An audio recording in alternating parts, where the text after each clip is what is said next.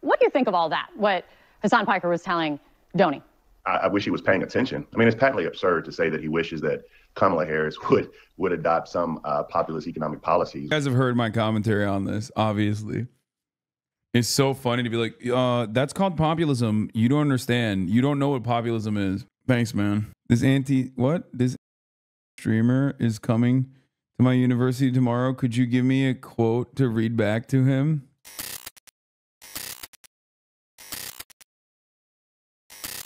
So believe it or not, CNN's Donnie O'Sullivan, he interviewed Hasan Piker in the wake of... My goat. The fact that streamers are now beefing with CNN gives me hope. My goat Kyle, even with that hair, did a video defending my ass. And I love that. Of Kamala's loss. There was an actual Hasan Piker segment on CNN in the wake of Kamala's loss where they try to get his take like, hey, why did she lose? So in other words, they're now acknowledging that there are lefty streamers and podcasters who get decent numbers because, of course, you know, the right sort of dominates the podcast space more generally, and Trump went on a whole bunch of podcasts that are either overtly right-wing or like non-political but lean right socially and culturally. You know, we went on Andrew Schultz's podcast and Theo Vaughn and Joe Rogan, and you even had J.D. Vance went on Tim Dillon's show. And so this space, which is nominally non-political, but certainly leans right, it led to the impression, man, this podcast base is just flat out right-wing. Democrats don't have the infrastructure to compete with it. And look, that's... Damn, when did Kyle move to Flavortown? Long time ago. Kind of bullshit, right? Because you're never going to get a left-wing space online that truly rivals the behemoth that is the right online, because there's so much big money backing the right online. And to be fair, when I say that, I'm thinking more of like, you know, the Daily Wires of the world. That's a massive operation that has massive funding from billionaires. And you have this like marriage of like the right-wing think tanks and this right-wing online media infrastructure. And then, of course, you have Rogan is an absolute behemoth. He didn't come up overtly political, but he's become more political over time. Of course, he has a massive multi-$100 million deal with Spotify, or at least he did. And whereas, look, on the Democratic side, the left, it's hard for the left to build out infrastructure like that because nobody would fund the left, because the left says we want to tax the corporations, right? We want billionaires and wealthy people to have less money, and we want to redistribute the wealth to the working class. And so you're not going to find an investor who's too keen on that idea. But having said that, given all of like the institutional biases... Yeah, it'd be the dumbest investment of all time. Hey, I'm going to go invest money into a propaganda mouthpiece whose primary purpose is to make me not exist, okay? My level of wealth inequality must not exist. And as a very wealthy guy, I'm just going to dump a shitload of money into people that, you know, proudly and loudly say that over and over again. Against the left, there are, of course, outlets that are on the left, or there are individual podcasters or streamers who are on the left. Some of them a little more Democratic Party adjacent, like your Brian Tyler Cohens, for example. Some of them a little bit more outsiders, like your Hasan, for example. But it's interesting that now this is probably the first time that I've seen a genuine acknowledgement of, yeah, there actually is some Democratic media, some liberal media, and some left-wing media. So CNN went and spoke to Hasan Piker. And here we have not only what Hasan said, but the reaction from Bakari sellers, which is interesting to say the least. So let's watch, and then I'll break it down for you. Hasan Piker is a social media superstar, really, with almost 3 million followers on the video streaming platform Twitch. Yeah. He's a progressive fan of Bernie Sanders. So popular, Democratic Party invited him to the DNC in August, and he sat down with CNN's Donnie O'Sullivan. And by the way, didn't he get kicked out?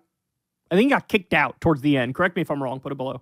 Here's a little bit. There's a general sense that when it comes to the world of podcasts, we let bygones be bygones. We let bygones be bygones. All that Trump did a much better job at that than Democrats and Harris. Absolutely. I think that's true. Harris did consider going on Joe Rogan. Yeah. But she didn't. What is it that the Democrat Party has to do differently? Well, I think that they need to change their policies. It's a policy thing. Yes, it's 100% a policy thing. Which is the boring answer. Although it would be very self-serving for me to say, I'm the left's Joe Rogan, the Democratic Party should give me millions of dollars, that's not going to solve this problem.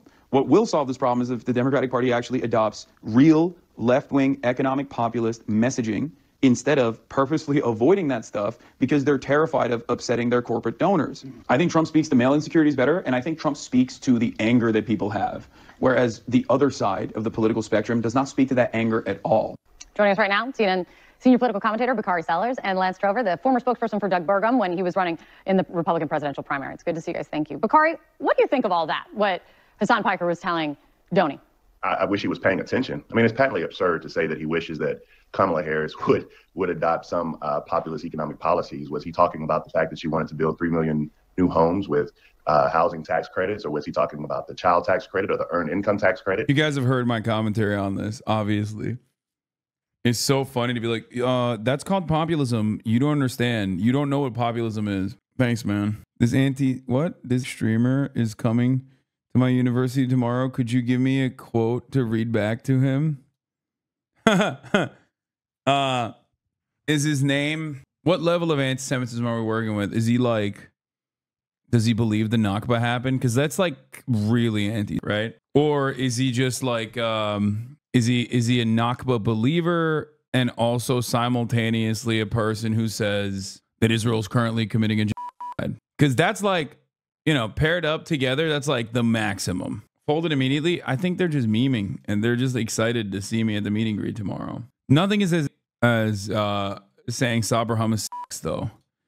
Bill Maher threatens to quit HBO's real time due to Trump fatigue. Oh my God, I'll nut. HBO, give me the show. Give me Bill Maher's show. Kind of wild Hasan does a bid and doesn't want to have a conversation. I don't know. People want clicks, I guess. At least invite me to the dialogue in your head. Bakari, you Apex shill. Hasan just read this tweet live and said he's down to have you on, and he's never had an issue with that. God damn. My fans are ripping into him. By the way, I didn't know that Bakari Sellers wanted to come on the broadcast. Like, I'm down to have him on when I come back from London. I don't know why he thinks like I am terrified of him. Lol, I'm right here. I don't understand. Does he want to have a conversation on Twitter? Because I don't think that's going to work in his favor.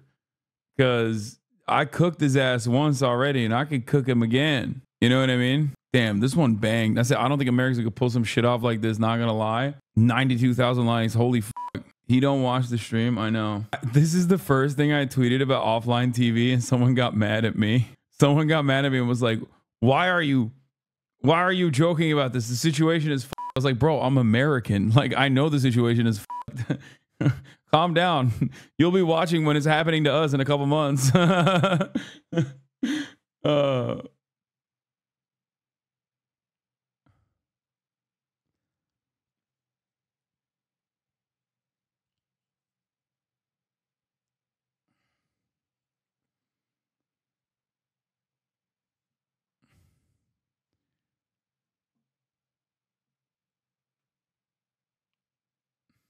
Yeah, I said, don't worry.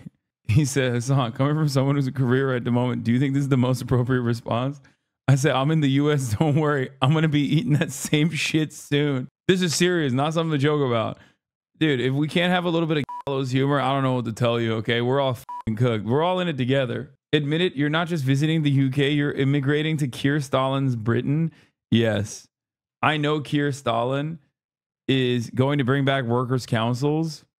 And I want to be there for that. Okay. Mick Lynch has actually tapped me as one of his enforcers. And that's why I'm here. Chad, I have an announcement. I am immigrating. I'm going to be an expat to the fucking UK. Sorry, bro. The glaze is too far.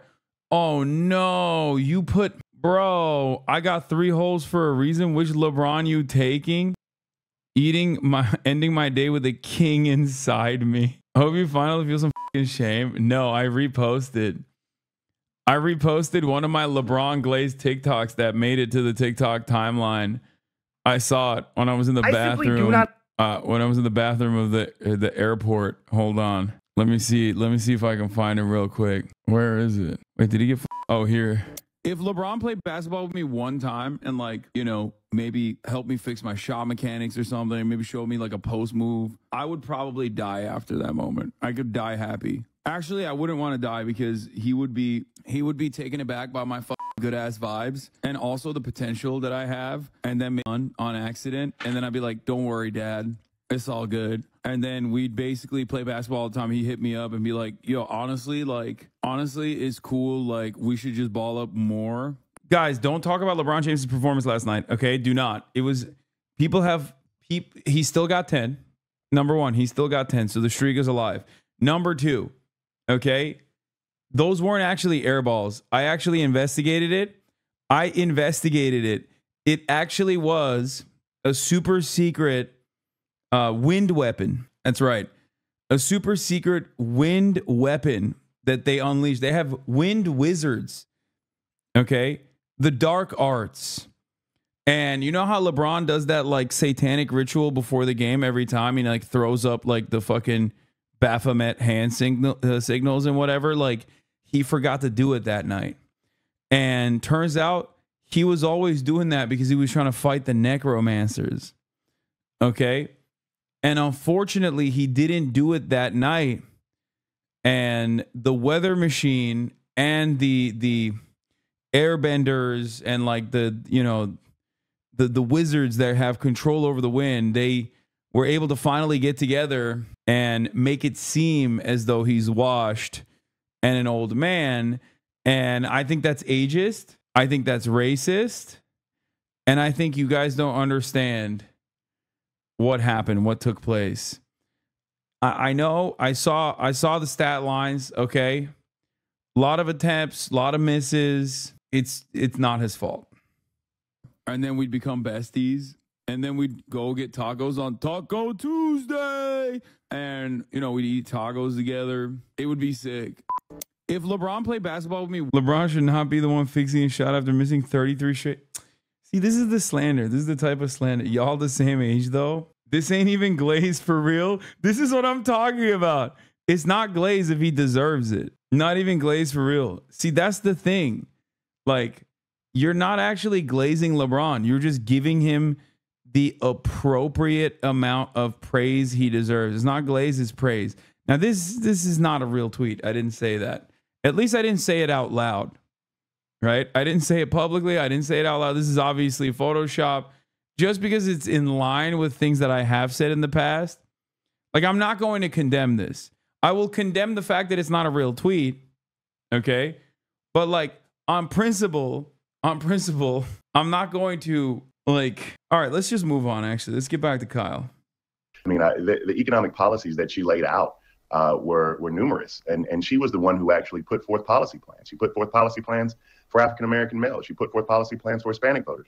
So, I mean, I find it really troubling when people want to have a policy discussion. The fact is, more people know what was in Drake's lawsuit against UMG, and they've actually studied that more than they studied Kamala Harris's policy proposals on social media. So I don't really want to hear a conversation about she should have put forth more economic policy proposals when that was not the issue in this race at all. Okay.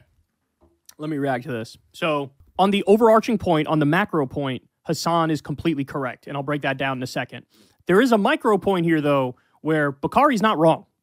So Bakari's not wrong because there was a blind study that was done, and in that blind study, 80% of the voters preferred Kamala Harris's policies to Trump's policies, right? So this is not just about policy. It's not. Yeah, I recognize that as well. I also see that as a failure of the campaign, for the record. I see that as a failure of the campaign. It's a communications failure. It's a failure of the administration, and it's a failure of the campaign. That's it. It always is the problem of the campaign. It is never the fault of the voters. Oh, man, they didn't pay attention. Oh, man, they didn't understand all the good things. You know, they didn't understand all the good things that we were offering. It's like, no, dude, you didn't communicate it. That's it. It's not just about policy.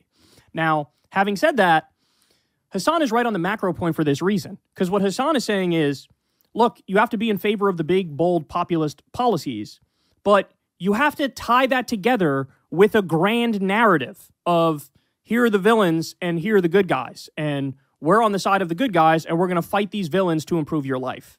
And that's where the Democrats go wrong, is they are technocratic status quo managers. They're eggheads. They say, here's my list of policies. Take a look and tell me if you like it. And it's very like, it's like box checking type attitude, right? And that's not going to work, especially because voters just didn't believe Kamala, right? They didn't believe it.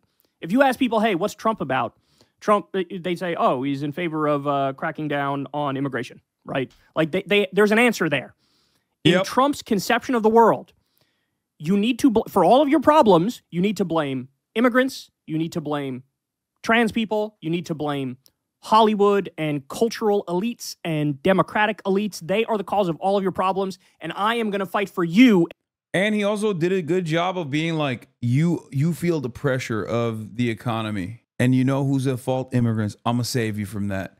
He would recognize the anger and frustration that people felt, and then he would redirect that specifically towards an area that he's comfortable fighting in. And then Democrats were like, okay, we'll swim in these treacherous waters with you. It's like, no, that's their water. Okay, this is why I always say, I don't go to the neighborhood where sharks are. I don't swim in their water, and they respect me for it. But if I catch a shark walking down the street, I'll beat his ass. Okay, if I see a shark out of the water, I'm kicking him in the fucking face. Because he's dying anyway. He can't breathe. Same goes for me in his space. I'm not going to his backyard. I'm not going to his neighborhood swimming around. All right? Wait, you always say that? I have said this before. What do you mean you always say that? You've heard me say this before. I've talked about why I'm afraid of going in the ocean. I have respect for the sharks. I don't go into their neighborhood because of my respect for the sharks. Okay? But if they came into my neighborhood, I beat their ass. Against them. So there's an answer. There's a story. There's a narrative. On the Democratic side, even though Kamala's policies were 1 trillion times better, there is no story. There is no narrative, right? So, in other words, what Hasan's point is, and those are good policies Bakari laid out, but let's keep it real. A tax credit is not going to hit as hard as universal health care. Everybody gets health care. It's not going to hit as hard as we're going to raise minimum wage. Everybody's getting, a wage increase. It's not going to hit as hard as you are screwed right now because of billionaires and multinational corporations and the big money donors who have rigged the government in their favor and against you. I'm going to stand up and fight the billionaires and the donor class. No, you don't understand. Kamala Harris fought the transnational gangs. And I'm going to return the power to the people and deliver you guys the things that you say you want. So, as I pointed out in the previous segment, there's actually data to back up Hasan's point here, right? This is the data. So early on in the process, Kamala was leaning heavy into progressive economic issues. Capital gains tax, billionaire tax, corporate accountability, tax the rich, stuff like that, right? And then as time went on, the progressive economic issues fell off, and she started talking. I wonder why. Why? Oh, I wonder if it was like right around the same time as Tony West was like, yo, Kamala, my sister-in-law, maybe you need to cut it out with this anti-billionaire, anti-corporate messaging. Talking more broadly about the economy, right? Think wages, jobs, workers, unemployment, whatever, stock market type shit, more general stuff, small business related stuff. So it started out more populist, more progressive, then became less so as time went on and became more general, almost sounding like a moderate Republican more as time went on. And to me, this is the biggest chart to show here. This is some data from Jacobin. They did an analysis of Kamala's rhetoric throughout the campaign. This is the big one right here. So at the very beginning, Kamala was really leaning into anti-elite rhetoric. In other words, she was doing much more of what Hasan wanted her to do, right? It was more bold policy stuff. The policy stuff was front and center, and there was more of an anti-elite narrative around it. Think of the ban on price gouging for groceries. So started out with way more anti-elite rhetoric than pro-democracy rhetoric. And then as time went on, the anti-elite rhetoric fell off a cliff. And at the end, she was just doing democracy stuff. So in other words, copying the Biden 2020 playbook of rule of law and the Constitution and democracy. Now, to be fair, Biden was more anti-corporate populist than Kamala was in both 2020 and in his administration as well. Biden fucking kept saying, it's not Wall Street. Wall Street didn't build this country. The middle class did. Even then, he should have said workers, but, and the laborers built the middle class. He would say that. I remember. And that's not to say that that stuff isn't important. It is important, and Trump is a threat to those things. They're beating your ass on Twitter right now. But from an electoral perspective, the arguments that land better with voters, it's... Okay, everyone needs to fucking calm down, dude. Oh my God. It's got 4,000 likes already. That's messed up. That's messed up. It's the anti-elite stuff. It's the anti-establishment stuff. And at the beginning, she was doing that, and she picked Tim Walz, who's very anti-establishment, very populist progressive. And there was a brief moment there early on where she was up 7 points in a poll on Trump. 7 points. She ended up losing by 1.5. And as time went by, it was less of the progressive populist stuff, less of the anti-elite stuff, and it became more democracy, copying the 2020 Joe Biden playbook. And so the result was she ended up losing. Jinkies. So what Bakari is missing, the implication of what Bakari is saying here is like, kind of like she did everything she could and it didn't work. That's kind of what his point is. Stop. Right? Or there are other factors that Hasan's not taking into consideration, like race and gender, which effectively hurt her because people wouldn't vote for a black woman. These are like the implications of what Bakari's saying. And to be fair, I don't think Hasan would say that was a non-factor. I don't think Hasan would say race and gender played no role whatsoever, right? But Bakari's just kind of wrong that there's nothing she could have done different to win. I just think that's incorrect. And I think we need to learn the lessons for the future. And the reality is, look, Trump might be so horrible for so long that any Democrat with a fucking pulse wins. That's absolutely true. But then if you don't want the same old in terms of policies, and you really want to fix this country, you better hope that it's somebody who's actually anti-elite, actually anti-establishment, who's actually going to deliver on progressive populist policies, right? And so, again, Hasan's right on the macro point. Bakari's not wrong. It's not like it's just policy. The reality is it's policy plus populist messaging and having a narrative and a story. No, it's also being able to earnestly communicate that. You need to be authentic. You need to be authentic. You need to be able to show Americans that you do genuinely care about this shit. And that's a really hard thing to do to begin with. It's not just about having a good product. You need to be able to sell it too. And the issue is Democrats don't have a good product and they have no good salespersons. They are absolute doo-doo on communicating earnesty. And they don't even give a shit about the good policies either. So it's always like they're always slated for defeat. And as time went on, she had no narrative, she had no story, and she pretty much dropped the anti-elite rhetoric. And that kind of doomed her, right? So that's the takeaway. God, it's a real shame, right? Because, I don't know, a guy like Bakari Sellers, I don't know if he would ever admit what I'm saying. It's easy to just take that clip of Hasan and react to it and say it's not just about policies. I agree, it's not just about policies. But it's like policies plus the populist progressive narrativizing. That's the big part, man, because we are a lot vibes-based. We are. And to just go down your checklist is one thing, even if the things are good and sound good, it's more fits in with human nature to have this grand narrative where you're at the center of it and you're representing the people, the forces of good against the forces of evil. But if you have no forces of evil and you don't represent that which is good and your voters don't represent that which is good, it's harder for people to get excited about that, right? And look, it's possible at the end of the day, Kamala is just not the one to deliver that message. But then that is her problem, and that's why I keep saying Jon Stewart 2028, because Jon Stewart hits everything, right? He knows the narrative, he knows the story. Oh my God. We're so cooked, bro. He knows who the villains are, and you have to represent those popular policies with that narrative, right? And again, Kamala did have some good policies, but it wasn't tied with a narrative, and she didn't continue with the early on strategy, which was working well. I guess Jon Stewart would be better than like most of the Democrats. The Biden team came in there and really screwed the pooch 1,000 times over. A lot of the Biden people came in there. They said, drop the weird stuff, drop the we're not going back stuff, stop leaning into the ban on price gouging stuff, talk more about democracy. Here, do 17 events with Liz Cheney. And that's the other thing. I don't know if Bakari is willing to reckon with the fact that that stuff certainly did not help and almost definitely hurt. Running around with Liz Cheney everywhere was a horrible idea. It's a horrible idea. It really undercuts your message if you're trying to say Trump and the Republicans are a threat to democracy, and here I am campaigning with a Republican. It really does kind of undercut your message. And so, yeah, I think it was a much bigger problem. I'm going to go right-wing on the border. I'm going to talk about owning a Glock. I'm going to run around with Liz Cheney. I think that stuff hurt way more than it helped. And the evidence of that is, again, Trump got 94% of the Republican vote in 2020, and he got 94% of the Republican vote in 2024. And so that strategy just objectively didn't get them across the finish line.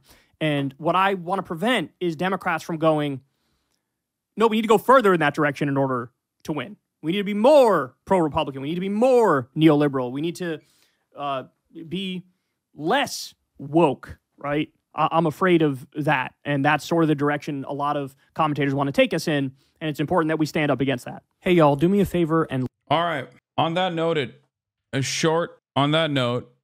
a short-ass 4-hour and 30-minute session, goon session. I am very tired, so I'm going to end it here, okay? I need to go sleepy time.